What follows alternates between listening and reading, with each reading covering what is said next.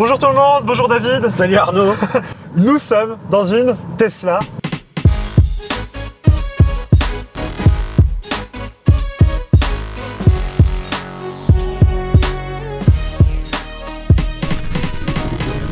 Et aujourd'hui, on va répondre à vos questions que vous avez posées sur Instagram sur la Tesla Model 3. Performance. C'est parti. Bon alors David, première question, qu'est-ce qu'une Tesla? C'est quoi la philosophie de Tesla par rapport aux autres voitures? Comment elle se positionne? Tesla, c'est quand même la marque aujourd'hui qui fait référence en matière de véhicules électriques. La marque, c'est une marque qui est toute récente. Tout le monde regardait un petit peu en se disant mais c'est quoi ce constructeur automobile venu de nulle part qui veut concurrencer les pionniers de l'histoire de l'automobile? Et aujourd'hui, c'est un franc succès en matière de véhicules électriques. La Model 3, c'est le véhicule du segment D, c'est la berline un petit peu familiale qui joue de plein d'avantages avec un double coffre qui va permettre d'offrir quand même de quoi partir en voyage, en famille, etc. Et comme tu le vois, ça reste une voiture de geek. Franchement, on a... là, je vois, il y a un écran devant moi. C'est quand même, on est d'accord, c'est ce qui caractérise Tesla, c'est la philosophie. Derrière, c'est Elon Musk et ses équipes, bien évidemment. Et donc, c'est une voiture aimée par ses technologies, par son côté aussi très épuré à l'intérieur. Tu peux le voir, faut être sensible. Ça tranche avec l'automobile conventionnelle et c'est peut-être pas plus mal, en tout cas, quand on se décide à adopter cette philosophie. Question suivante, du coup c'est quoi le prix d'entrée si je veux une Tesla aujourd'hui? Combien il faut que je débourse? C'est moins de 45 000 euros parce que tu sais qu'il y a des paliers pour profiter du bonus écologique. Tu déduis d'entrée de jeu 7 000 euros de bonus écologique. Ça c'est cadeau, c'est l'État français qui donne. Exactement, c'est ta prime. Donc ça revient à 39 000 euros à peu près. Voilà, exactement. C'est pour ça que cette Model 3 rencontre un franc succès. Donc voilà, ça c'est le tarif de base. Comptez, grosso modo, moins de 40 000 euros clé en main pour ton premier modèle de Tesla Model 3. 40 000 euros. David, question suivante. L'autonomie annoncée est-elle réelle? Mais déjà, c'est quoi l'autonomie annoncée? Enfin, comment ça fonctionne? Je sais qu'il y a une batterie en dessous de nous. Oui, tout à fait. Une batterie dans le plancher, un simple ou un double moteur. Notre modèle Performance a 2 moteurs. C'est ce qui fait que ça pousse très fort. Mais l'autonomie de base, c'est 448 km annoncée. Mais forcément, c'est pas une autonomie, on se le dit clairement, qu'on va retrouver dans la vraie vie. Pourquoi? Parce qu'il y a les conditions climatiques qui font varier, il y a le relief de la route et évidemment, il y a le style de conduite. On ne conduit pas tous de la même manière. Quand Tesla t'annonce 448 km d'autonomie, tu n'y seras pas de la même manière que quand les autres marques de véhicules électriques t'annoncent une autonomie. C'est selon un cycle et donc il y a toujours une fourchette. David, question suivante. Qu'est-ce que le mode autopilote? Et apparemment, il y a une différence entre le mode autopilote français et USA. C'est quoi? Il y a un niveau qui est de base, standard, qui va être ce qu'on va retrouver chez d'autres marques. Le régulateur de vitesse adaptatif, savoir que la voiture accélère, freine toute seule en fonction des voitures qui sont devant nous. On va avoir le freinage d'urgence, les capteurs d'angle mort qui vont nous indiquer quand on a un véhicule dans l'angle mort justement pour ne pas déboîter par exemple sur autoroute. Et ensuite, on a un pack à 3 800 € qui va là aller un petit peu plus loin dans les assistances, qui va nous aider à changer de voie sur autoroute, etc. Et en France, on est toujours tenu par un cadre législatif, ce qui fait qu'on est obligé d'avoir les mains sur le volant. Le volant a des capteurs, voilà, et qui te disent, si tu retires les mains du volant trop longtemps, elle va t'alerter et elle va te dire reprends la main. Là, il a lâché le volant. Là, voilà, le double bip que tu as entendu, je viens d'activer la version autopilote et tu vois bien que là tu as tout lâché, j'ai tout lâché tout seul. Exactement. Je n'accélère plus. Il s'ajuste tout seul. Je n'accélère plus, je ne freine plus et assez rapidement, tu vois là, il me dit tournez légèrement le volant. Ah oui, il t'indique. Tu vois, j'ai une alerte. Si je ne fais rien, évidemment, l'autopilote va finir par se couper et en plus, il va me punir parce que je vais être privé de l'autopilote et je pourrais plus le réactiver jusqu'à l'arrêt du véhicule. Voilà. Ah ouais, d'accord, c'est pour dire, tu vas pas t'endormir au volant, Coco. Exactement, c'est vraiment pour dire, tu es censé être attentif à ce qui se passe devant toi, ne fais pas n'importe quoi. D'accord. Et il y a un niveau ensuite presque ultimate, qui est le niveau à 7 000 €, qui là, on a la détection des feux tricolores et donc si j'avais l'option à 7 000 € et que le cadre légal m'autorisait à l'utiliser, eh bien le véhicule serait capable de s'arrêter totalement puis ensuite de repartir. Regarde, cette modélisation des piétons, c'est dingue. Ouais, on voit les piétons passer devant nous. Alors c'est un petit peu, ça lag un petit peu, mais c'est fou de voir qu'il reconnaît tout, quoi. Exactement. Question suivante, David, en attendant de repartir du feu rouge. Combien de temps faut-il pour recharger complètement la voiture? Tu comptes de 10 à 80% en environ 30 minutes sur les technologies de supercharger de Tesla. Ensuite, à la maison, ça va dépendre si tu es sur une prise, si tu es sur une borne, etc. Évidemment, mieux vaut s'installer une wallbox pour monter au moins à 7 kg. On peut s'installer une espèce de borne superchargeur chez nous? Pas superchargeur, parce que ça va être, tu n'as pas le réseau électrique chez toi qui va te permettre d'avoir un superchargeur, mais tu vas pouvoir t'installer une borne qui va te permettre quand même d'aller un petit peu plus vite. Voilà, ça va dépendre ensuite de la capacité que tu souhaites y coupler. Du coup, question suivante, Je suis pas sûr que tu puisses la poser.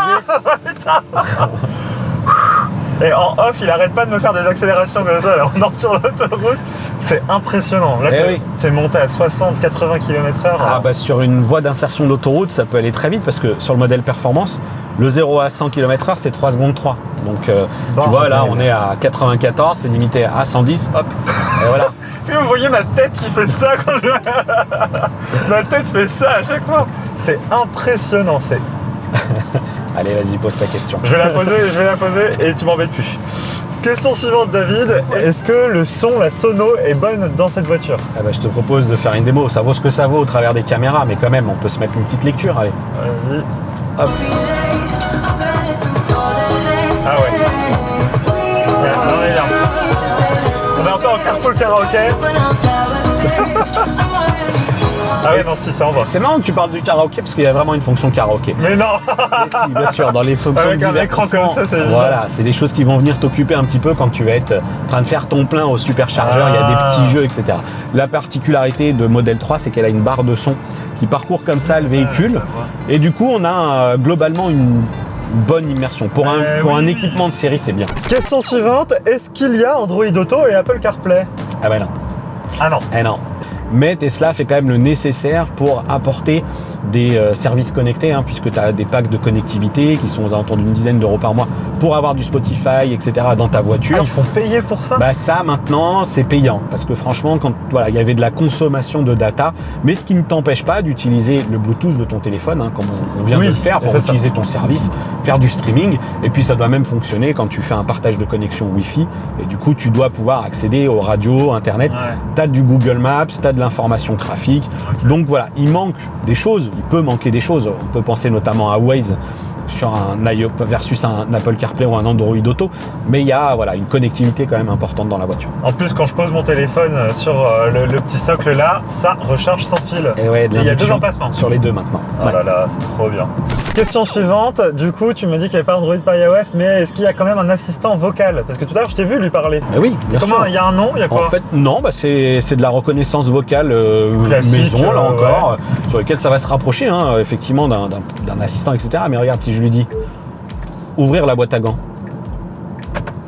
Voilà. Les gens l'ont peut-être pas vu, mais on a peut-être entendu le petit clic. Tu vois, allumer le chauffage du siège passager. C'est pas facile à dire ça. Ah oui, c'est pas facile à dire. Voilà, tu vois que là, on a des petites icônes là sur l'écran. Et ça commence à me chauffer le dos. Donc tu as un mix entre la saisie de destination, qui est classique. Tu peux lui demander d'aller à une adresse, un supercharger. Tu peux lui demander d'appeler un contact. Et il y a un lien aussi avec les fonctionnalités propres à la voiture. Question suivante, David. On m'a demandé, alors ça c'est revenu, j'ai pas l'impression, à tout le monde m'a demandé ça. Il y a quoi comme jeu vidéo? Mais attends, mais c'est quoi cette histoire de jeu vidéo? Oui, j'ai un écran, mais on peut jouer aux jeux vidéo? Eh ouais, tu peux jouer aux jeux vidéo, ça fait partie des trucs qui peuvent t'occuper un petit peu quand tu es sur ton supercharger. Il y a des prises USB dans la voiture, tu peux brancher. Ah, c'est pendant qu'on recharge, c'est pas pendant qu'on roule. Non, pendant qu'on roule, la législation t'interdit de le faire et donc du coup ça se bloque. Mais tu vois, là, il y a un espace divertissement et tu vois quand même qu'il y a quelques titres, pas mal de titres. Il y a Cuphead, il y a Solitaire. Après, tu sais qu'il y a les Easter eggs, il y a le truc qui fait péter les sièges. Ah oui, le coussin péteur. Ah oui, le coussin péteur. Tu as le coffre à jeu. Et regarde, si je veux te faire péter. C'est honteux. C'est honteux. Voilà. C'est honteux. Je suis pas sûr que ça soit la fonction dont tu te serviras le plus, mais bon. Question David, toi je sais que tu es un grand conducteur, tu as testé pas mal de bagnoles. Là, quand tu conduis une Tesla, quels sont ses points faibles, quels sont ses points forts? Enfin, tu dis attention, il y a des trucs c'est pas si bien. Ah bah moi, je m'interroge assez régulièrement. Alors je m'interrogeais beaucoup sur les finitions, sur vraiment la qualité des matériaux, le vieillissement, etc. Tu en parlais tout à l'heure. Je l'ai remarqué tout à l'heure, les finitions. Voilà. Il y a des endroits où c'est pas foufou. C'est pas foufou. En tant effectivement que puriste auto, il va me manquer des choses. Il va me manquer vraiment ce côté pur automobile, le côté très épuré. Moi, j'ai parfois du mal à m'y faire. Voilà, le tout tactile, c'est des choses qui peuvent être un petit peu perturbantes. Tu vois, on sait que quand on va commencer à aller chercher certaines fonctionnalités, Ça va pas être simple, mais Ouais, il y a la en roulant, reconnaissance c'est vocale. En fait, le truc, c'est qu'il y a des choses qui étaient rédhibitoires sur les débuts pour Tesla, qu'ils sont moins, notamment aussi par ses fonctionnalités vocales. Mais tu vois, tu vas pas trouver des fonctionnalités comme le siège massant. Tu vois, alors sur Model 3, c'est peut-être pas ce que tu vas rechercher, mais sur un Model S ou Model X, quand tu vas être sur des autos qui sont maintenant à plus de 150 000 €, bah, il va te manquer certaines options de confort que tu vas retrouver chez d'autres. Le siège massant, le siège ventilé, là en l'occurrence il est chauffant. Voilà, il y a quand même des petits points comme ça qui vont me manquer. Bon, aujourd'hui, ça tend quand même à... C'est des éléments de confort plus que rédhibitoires sur le plaisir de la conduite. Peut-être que la personnalisation, pour certains, sera un vrai problème aussi. Pas avoir autant d'options pour justement pas avoir l'impression d'avoir la même voiture que tout le monde. Et parmi les choses qui peuvent freiner aussi l'achat, c'est qu'aujourd'hui, quand tu achètes un véhicule d'une marque traditionnelle, bah, tu t'attends aussi à trouver un fort réseau de concessionnaires. Pour pouvoir être réparé. Bah ouais, pour exactement, dès que tu as des soucis. Alors, le truc, c'est qu'il y a un point favorable à l'électrique, c'est que tu as quand même beaucoup moins d'entretien. Tu n'as pas de vidange, les plaquettes, comme tu utilises de la régénération, tu utilises moins tes paquettes, tu n'as pas d'huile, tu n'as pas tout ça. Et aujourd'hui, c'est vrai que Tesla, même si ça s'étoffe, bah, en France, c'est une quinzaine de concessionnaires, selon Tesla d'ailleurs. Ah oui, c'est peu. Donc tu vois, ça reste assez peu quand même. D'accord, ok. Ben, merci en tout cas David d'avoir répondu à toutes ces questions. C'était un plaisir. Eh bien oui, et puis ça permet, j'espère, à vous d'avoir eu toutes les infos que vous voulez avant de vous acheter une Tesla. C'était un peu une vidéo Tesla pour les nuls parce que On est revenu sur des points assez basiques. On est revenu sur des points assez basiques, mais moi pour le coup c'était la première fois que je rentrais dans une Tesla, donc c'était intéressant d'aborder toutes ces questions. D'ailleurs, n'hésitez pas à vous abonner à notre compte Instagram. Vous pourrez nous poser toutes vos questions dans les stories quand on en poste une. Donc restez à l'affût. C'est peut-être la première fois où j'ai l'occasion de te... Et sur ce, vive la technologie. Et là, il m'a refait le coup du lapin un peu, tu vois. À bientôt. Au revoir, vive la technologie. C'était trop cool.